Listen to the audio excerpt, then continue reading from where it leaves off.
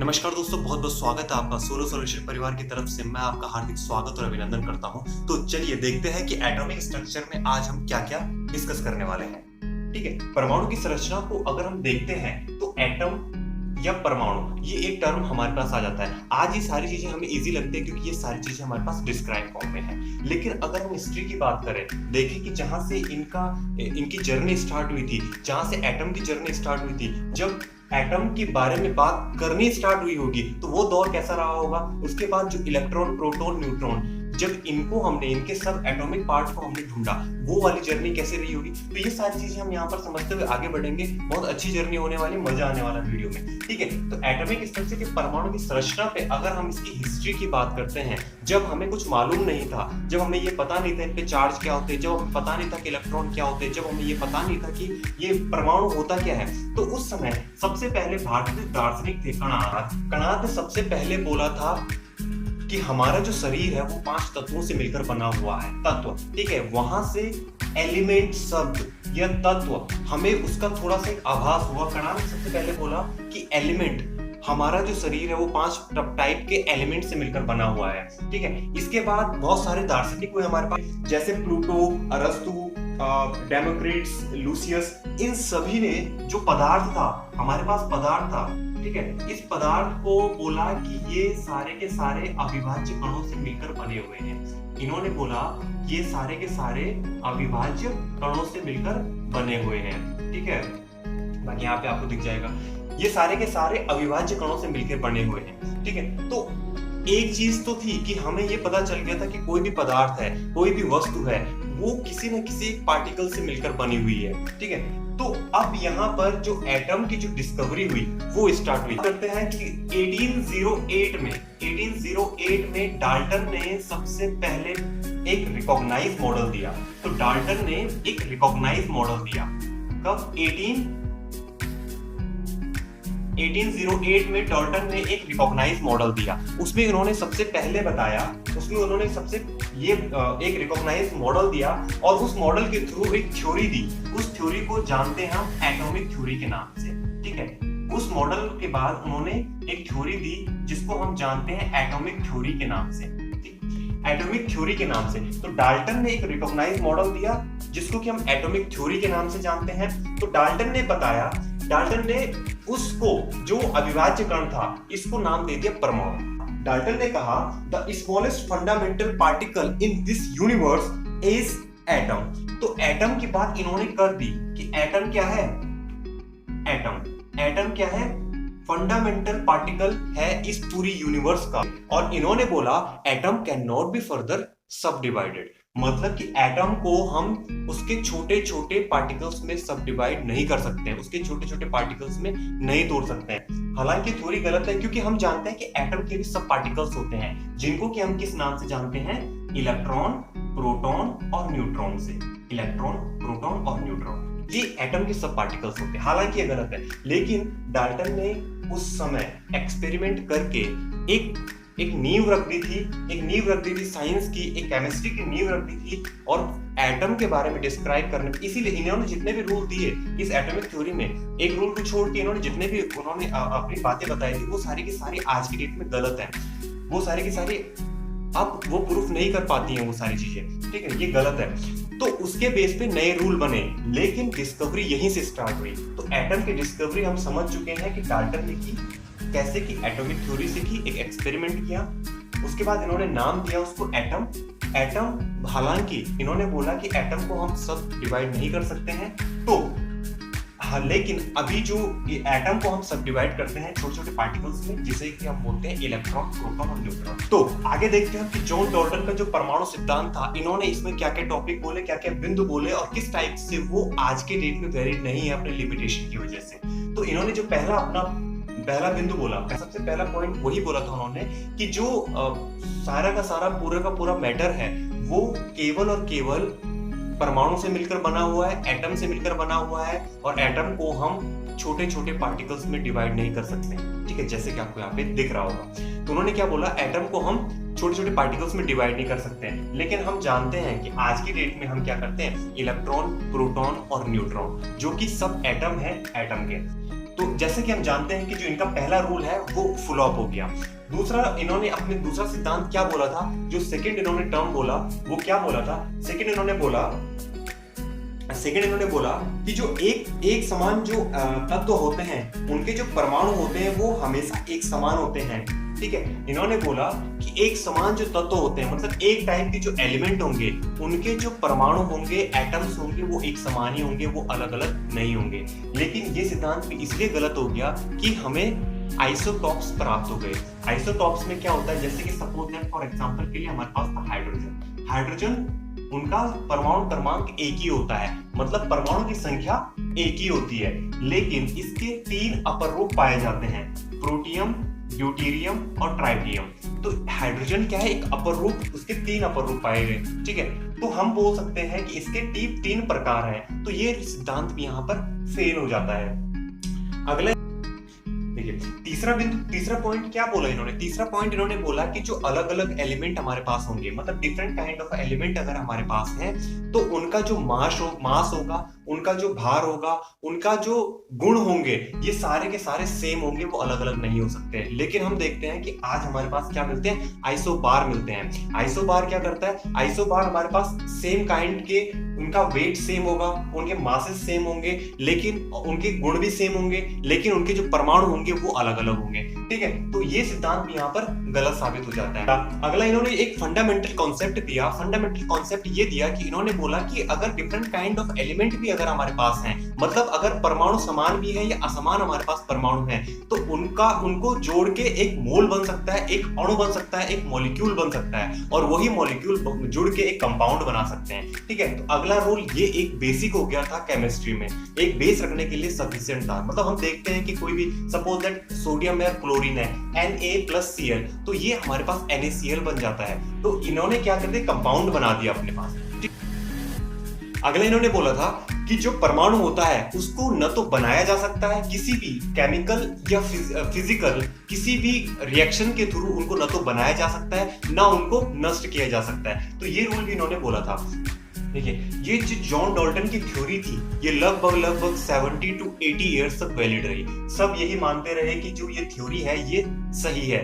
ठीक है, उस टाइम क्योंकि इसके सब एटॉमिक पार्टिकल्स, मतलब इलेक्ट्रॉन, प्रोटॉन और न्यूट्रॉन की खोज नहीं हुई थी, और जब उनकी खोज नहीं हुई थी तो हमें इनके जो सिद्धांत थे वो सही लगते थे। आगे हम देखेंगे कि किस टाइप से इलेक्ट्रॉन की डिस्कवरी हुई, इलेक्ट्रॉन की खोज हुई, उसके बाद प्रोटॉन की खोज हुई, उसके बाद न्यूट्रॉन की खोज हुई, किस टाइप से इनकी डिस्कवरी हुई। बहुत इंटरेस्टिंग ये वीडियो रहने वाली है।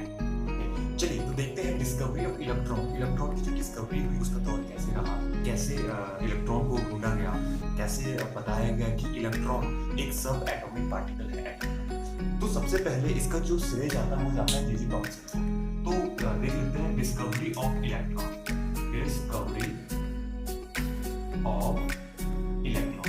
तो ये किस टाइप से इसका ये बना, तो ये डिस्कवरी जो इलेक्ट्रॉन हुआ, ये क्वेश्चन पूछा जा सकता है कि कौन से एक्सपेरिमेंट से डिस्कवरी ऑफ इलेक्ट्रॉन हुआ, मतलब कौन से एक्सपेरिमेंट से जो ये इलेक्ट्रॉन को ढूंढा गया था, इसकी डिस्कवरी किस प्रकार से हुई ये भी देखेंगे हम। तो इसकी डिस्कवरी का जो श्रेय जाता है वो जाता है जे.जे. टॉमसन को। हालांकि इलेक्ट्रॉन नाम इन्होंने नहीं दिया था, लेकिन इन्होंने इसकी डिस्कवरी की थी कि इलेक्ट्रॉन कोई चीज है। इलेक्ट्रॉन की डिस्कवरी के लिए जे.जे. टॉमसन, इलेक्ट्रॉन की जो डिस्कवरी है वो जे.जे. टॉमसन की। देखिए, यहाँ पर एक और क्वेश्चन यहाँ पर ये बन सकता है कि डिस्कवरी ऑफ इलेक्ट्रॉन किस एक्सपेरिमेंट से हुई। तो ये जो डिस्कवरी ऑफ इलेक्ट्रॉन थी, इस एक्सपेरिमेंट को जाना जाता था cathode ray tube experiment. Cathode ray tube experiment. तो जो इन्होंने जे.जे. टॉमसन ने जो एक्सपेरिमेंट किया था इलेक्ट्रॉन की डिस्कवरी के लिए, तो वो एक्सपेरिमेंट जाना जाता है कैथोड रे ट्यूब एक्सपेरिमेंट के नाम से। कैथोड रे ट्यूब एक्सपेरिमेंट के नाम से देखेंगे इसको आगे किस टाइप से ये वर्क करता है। इसमें मैं डायग्राम बना लेता हूँ, आपको यहाँ पर एक डायग्राम दिखेगा, यहाँ पर हम आपको इमेज के थ्रू एक डायग्राम प्रोवाइड करवाएंगे। देखते हैं जैसे कि यहाँ पर आपको डायग्राम दिख भी रहा होगा, और ये डायग्राम मैंने बनाया है, तो यहाँ पर डायग्राम दिख भी रहा होगा आपको। इसमें समझने की कोशिश करते हैं कि इन्होंने ये जो एक्सपेरिमेंट किया था, जो डायग्राम दिया था, जो एक्सपेरिमेंट किया था, इसमें कैसे फाइंड आउट किया कि इलेक्ट्रॉन भी एटम का सब एटॉमिक पार्ट है। तो इन्होंने क्या किया, सबसे पहले तो एक सर्किट बनाया जिसमें एक डिस्चार्ज ट्यूब रखी। ये जो ट्यूब है ये हमारे पास डिस्चार्ज ट्यूब होती है, ठीक है, इसमें कोई भी चार्ज नहीं है, डिस्चार्ज करती है। ये ट्यूब हमने डिस्चार्ज ट्यूब ली, एक हमने यहाँ पे वैक्यूम लगाया, वैक्यूम में हमने प्रेशर कर दिया 10⁻³ मिलीमीटर तक यहाँ पर प्रेशर कर दिया, मींस कि यहाँ पर वैक्यूम कर दिया, शक कर दिया, गैस को भी बाहर निकाल दिया। ओके, बैटरी से हमने कनेक्ट किया, 10,000 वोल्ट की बैटरी से हमने कनेक्ट किया। दो साइड, एक साइड हमने कैथोड लिया, एक साइड हमने एनोड लिया, ठीक है। कैथोड जब हमने लिया तो ये तो सिंपल लिया, लेकिन जब एनोड हमने लिया तो ये परफोरेटेड एनोड लिया। परफोरेटेड एनोड का मतलब है कि छिद्रयुक्त, मतलब हमारे पास कोई एनोड था और इसके बीच में गैप है, ये गैप मतलब हमारे पास एनोड था और इसके बीच में इस टाइप से गैप है, ठीक है, इस टाइप से गैप है, जैसे आपको दिख रहा होगा, ठीक है। तो ये जो गैप है इसको हम बोलते हैं परफोरेटेड एनोड या छिद्रयुक्त एनोड। तो एक एनोड लिया हमने, देखिए इसके साथ ही आप डायग्राम में भी आपको दिखना होगा, इसके पीछे हमने एक फ्लोरोसेंस स्क्रीन लगा रखी है, जो जिंक सल्फाइड है किसी भी चीज की हो सकती है, तो हमने इसके पीछे फ्लोरोसेंस स्क्रीन लगा रखी है। फ्लोरोसेंस स्क्रीन क्या करती है कि फ्लोरोसेंस स्क्रीन में अगर कोई भी पार्टिकल आता है और उस फ्लोरोसेंस स्क्रीन पे टकरता है तो फ्लोरोसेंस स्क्रीन चमकने लगती है, बस ये काम यहाँ पर करता है। तो यहाँ पर जब एक्सपेरिमेंट हुआ, जब यहाँ पर इस बैटरी से एकदम चार्जअप किया गया, सर्किट को चार्जअप किया गया, तो टॉमसन ने देखा कि यहाँ से कुछ रेज निकल रही है। अब उन्हें कैसे पता चला कि भाई ये कैथोड वाले पोर्शन से कोई रेज निकलती है? इन्होंने इसके पीछे लगाया था परफोरेटेड एनोड, परफोरेटेड स्क्रीन। तो यहाँ से जब रेज आई तो इसके कण इसके बीच से निकलकर इसके पीछे चमकने लगे, मतलब यहाँ पर ये सतह चमकने लगी। तो इन्होंने निष्कर्ष निकाला कि मतलब कुछ ना कुछ तो है जो इसके अंदर है। इसमें इन्होंने जो ये रेज निकल रही थी, इन रेज को नाम दिया कैथोड रे, और कैथोड रे से ही इन्होंने बोला कि इलेक्ट्रॉन बना है। देखते इसको आगे कैसे। इसके बाद जे टॉमसन ने जब ये एक्सपेरिमेंट कंप्लीट किया, तो एक्सपेरिमेंट कंप्लीट करने के बाद उन्होंने कुछ प्रॉपर्टीज बताई इस कैथोड रेज की, कि कैथोड रेज की कुछ प्रॉपर्टी होती है। तो उनकी प्रॉपर्टी उन्होंने उस एक्सपेरिमेंट के थ्रू यहाँ पे प्रूफ किया और बताया। पहली उन्होंने प्रॉपर्टी बताई कि दे आर नेगेटिवली चार्ज, मतलब इनमें नेगेटिव चार्ज होता है। तो आपने देखा कि हमारे पास कैथोड था, कैथोड से कोई रेज आ रही थी जो एनोड की तरफ जा रही थी, मतलब कैथोड से एनोड की तरफ अगर रेज जा रही है, क्योंकि फ्लोरोसेंस स्क्रीन हमने उसके पीछे लगाई थी, एनोड के पीछे लगाई थी, तो अगर जो रेज हैं वो कैथोड से एनोड की तरफ जा रही है, तो हम वहां पर कंक्लूजन ये निकलता है कि कैथोड से रेज आ रही है तो ये नेगेटिव चार्ज है, क्योंकि एनोड पे पॉजिटिव चार्ज है। तो यहाँ पर पहला जो इन्होंने पॉइंट बोला कि they are negatively charged. Second, अगला पॉइंट इन्होंने बोला कि they travel in a straight line. मतलब इस बात का प्रूफ हमें कैसे मिला कि they travel in a straight line? इसका प्रूफ हमें ऐसे मिला कि जब हमने देखा था कि हमने परफोरेटेड एनोड वहां पर यूज किया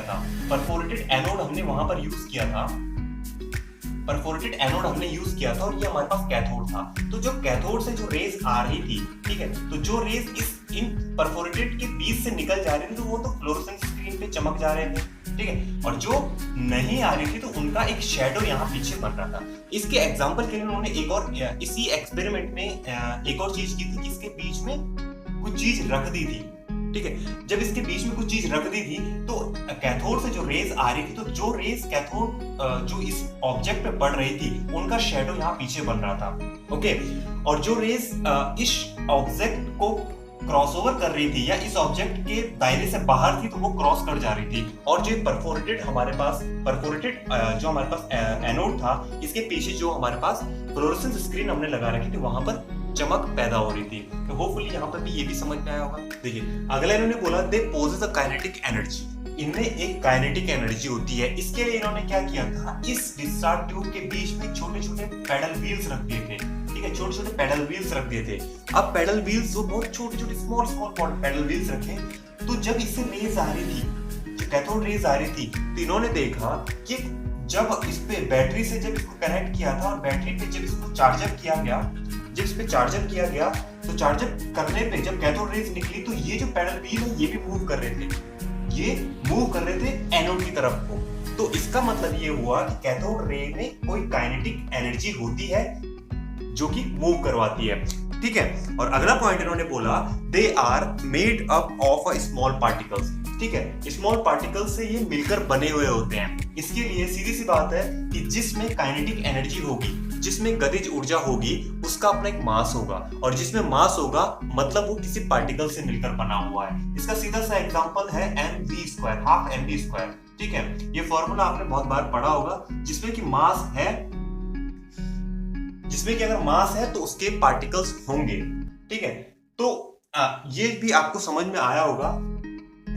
देखिए अगला इन्होंने क्या बोला, अगला इन्होंने बोला they are deflected toward positive plate in a electric field, मतलब कि ये इलेक्ट्रिक फील्ड में पॉजिटिव की तरफ जाती हैं। सीधी सी बात है भाई, नेगेटिव चार्ज है, कैथोड रेज पे नेगेटिव चार्ज है, तो पॉजिटिव की ओर ही जाएंगी, ठीक है। तो अगर हमारे पास कोई मैग्नेटिक फील्ड भी अगर हमें मिलता है तो उसमें जो ये कैथोड रेज होंगी हमेशा पॉजिटिव की ओर चलेंगी, पॉजिटिव की ओर अट्रैक्ट होंगी, ठीक है। देखिए अगला इन्होंने क्या बोला था, अगला इन्होंने बोला था दे प्रोड्यूस फ्लोरोसेंस। सीधी सी बात है, हमने देख लिया था कि अगर हम फ्लोरोसेंस स्क्रीन लगाते हैं तो ये फ्लोरोसेंस भी प्रोड्यूस करते हैं, चमक पैदा करते हैं। और अगला इन्होंने क्या बोला, अगला इन्होंने बोला दे प्रोड्यूस एक्स-रेज, ठीक है, दे प्रोड्यूस एक्स-रेज।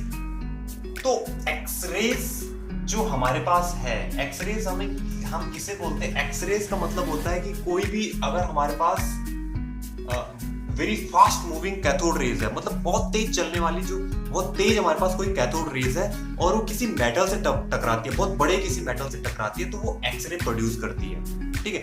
मतलब कैथोड रेज है जो बहुत तेज चल रही है और उसके बीच में हमने कोई बड़ा सा मेटल रख दिया, कोई बड़ा सा मेटल रख दिया, जब वो मेटल से टकराएंगी तो एक्स-रेज को प्रोड्यूस करेंगी, ठीक है। तो दे प्रोड्यूस एक्स-रेज, ये भी इन्होंने एक्सपेरिमेंट के थ्रू ये कंक्लूजन सारे इन्होंने निकाल। इसके बाद इसके वेरिफिकेशन के लिए इन्होंने क्या किया, on changing of the cathode and gases, मतलब जो भी इसमें गैसेस थी उसको भी चेंज किया गया, और कैथोड था हमारे पास उसको भी चेंज किया गया, एनोड था उसको भी चेंज किया गया, कि भाई इनको चेंज करके देखते हैं ऐसी प्रोसेस होती है या नहीं होती है, या रियल में जो प्रॉपर्टी है ये शो करती है या नहीं करती है, ओके। तो इन्होंने क्या किया, इस कैथोड को भी चेंज कर दिया, इसके बीच में जो गैसेस थे उसको भी चेंज कर दिया, एनोड को भी चेंज किया, और फिर एक्सपेरिमेंट किया तो इन्होंने पाया कि जो भी प्रॉपर्टी इन्होंने दी थी वो सारी की सारी वैलिड थी, मतलब वो सारी की सारी इसमें भी हो रही थी। मतलब अगर हम इसका गैसेस को भी चेंज कर दें या मटेरियल को भी चेंज कर दे, इसके मटेरियल को भी चेंज करें, तब भी जो इसकी प्रॉपर्टी थी, कैथोड रेज की जो प्रॉपर्टी थी उसमें कोई चेंजेस नहीं आए। देखिए जो ये कैथोड रेज थी ये आयनोजाइजेशन करती हैं, मतलब आयनोजाइजेशन मतलब आयनीकरण करते हैं। आयनीकरण कैसे करते हैं, हमारे पास इसके बीच में अगर सपोज कोई गैसेस हैं, ये गैसेस थे, अब देखिए यहाँ से इलेक्ट्रॉन निकला, इलेक्ट्रॉन बाहर निकला, जब इलेक्ट्रॉन बाहर निकला तो इन गैस के पार्टिकल्स पे अगर टकराता है, गैस के पार्टिकल्स से टकरने के बाद यहाँ से एक इलेक्ट्रॉन बाहर निकलेगा। ये इलेक्ट्रॉन अगर इसके पार्टिकल्स में टकर गया तो यहाँ से इलेक्ट्रॉन बाहर निकलेगा, चार्ज हो जाएगा नेगेटिव, है ना। फिर ऐसे बहुत सारे इलेक्ट्रॉन निकल रहे हैं और गैसेस के थ्रू इन गैसेस पार्टिकल्स पे अगर टकर रहे हैं तो फिर से इनके जो इलेक्ट्रॉन है वो बाहर निकाल रहे हैं, तो इनको हम बोलते हैं कि ये आयन भी बनाते हैं, ये आयन का प्रोड्यूस भी करते हैं, आयन को भी बनाते हैं, तो इसीलिए इसको बोला गया कि ये आयोनाइजेशन भी करते हैं। अगला बोला गया कि the particle of cathode ray are fundamental electron, मतलब नाम दे दिया गया उसको कि इसका क्या है, इसको बोला जाता है इलेक्ट्रॉन, मतलब कैथोड रे इलेक्ट्रॉन को प्रोड्यूस करती है, कैथोड रे इलेक्ट्रॉन को बनाती है, ठीक है, मतलब कैथोड रे से इलेक्ट्रॉन ही निकलते हैं, ये इन्होंने कंक्लूड कर दिया था। देखिए इसी के बाद जे टॉमसन ने एक मेजरमेंट किया, एक एक्सपेरिमेंट किया और एक मेजरमेंट किया जिससे कि वो काफी फेमस भी हुए। तो इसके बाद क्या हुआ, जे टॉमसन ने जब अपनी जो ये प्रॉपर्टीज दे दी, ये एक्सपेरिमेंट कर दिया, तो उसके बाद जे टॉमसन ने एक और एक्सपेरिमेंट किया और उस एक्सपेरिमेंट से वो काफी फेमस भी हुए थे। और उन्होंने क्या किया, चार्ज मास रेशियो निकाला, और चार्ज मास रेशियो निकाला उन्होंने, मतलब चार्ज और किसका, मास का रेशियो निकाला इन्होंने, ठीक है, इसका एक रेशियो निकाला, और वो जो रेशियो था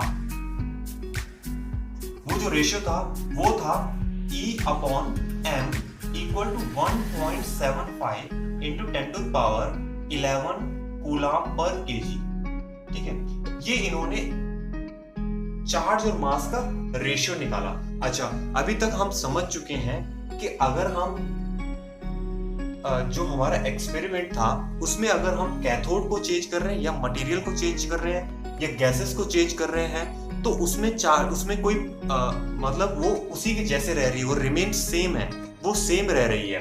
तो यहाँ पर जब चार्ज चेंज नहीं होगा, ठीक है, मास चेंज नहीं होगा, क्योंकि पार्टिकल है, मास वही रहेगा, है ना। तो अगर मास चेंज नहीं होगा और चार्ज चेंज नहीं होगा तो इसका जो रेशियो होगा वो सेम रहेगा, वही रहेगा। ओके, इसके बेस पे इन्होंने एक कंक्लूजन निकाला कि अगर हम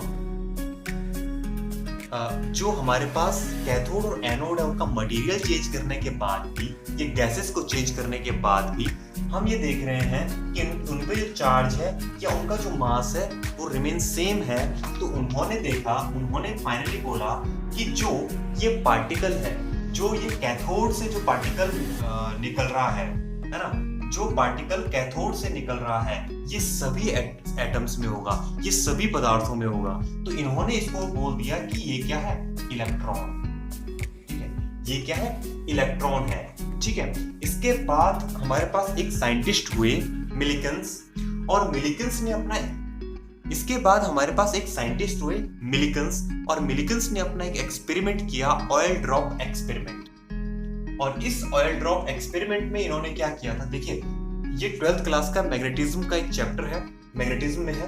ठीक है, इसको हम आगे जब ये चैप्टर हमारा ये टॉपिक आएगा उसमें अच्छे से कवर करेंगे। अभी इनके कंक्लूजन पे आ जाते हैं। तो इन्होंने क्या किया, मिलिकन्स ने चार्ज निकाल दिया, मतलब एक ऐसा इन्वायरमेंट क्रिएट किया कि उन्होंने एक्सपेरिमेंट करके जो ये इलेक्ट्रॉन था, इलेक्ट्रॉन पे चार्ज निकाल दिया। और जो इलेक्ट्रॉन पे इन्होंने चार्ज निकाला, वो चार्ज था इनका, वो था 1.6 × 10⁻⁻19 कूलम। ठीक है, देखिए इलेक्ट्रॉन है तो इलेक्ट्रॉन पे नेगेटिव चार्ज जो होता है, यहाँ अगर हम इसकी सिंपल वैल्यू की बात करें तो सिंपल वैल्यू ऐसी लिखी जाती है। ओके, जब इलेक्ट्रॉन की कॉन्सेप्ट में यूज होता है या न्यूमेरिक्स में यूज होगा तो वहां पर -1.6 × 10⁻⁻19 हम लिख सकते हैं, है ना। बाकी जनरली हम ऐसे यूज होता है। ओके, इसमें कई बार क्वेश्चन बोलते थे कि सर इलेक्ट्रॉन है, आपने नेगेटिव नहीं लगाया, तो है ना। तो इसके साथ इन्होंने क्या किया, हालांकि अभी जो ये वैल्यू है, अभी ये वैल्यू कुछ 1.602 × 10⁻19 कूलम है।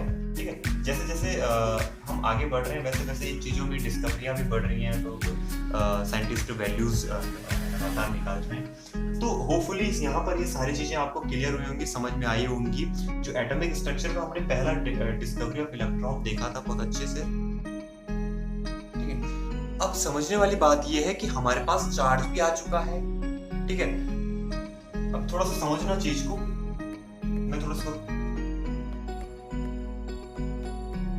देखिए यहाँ पे समझने वाली बात ये है कि हमारे पास चार्ज आ चुका है, कि इलेक्ट्रॉन पे चार्ज कितना था।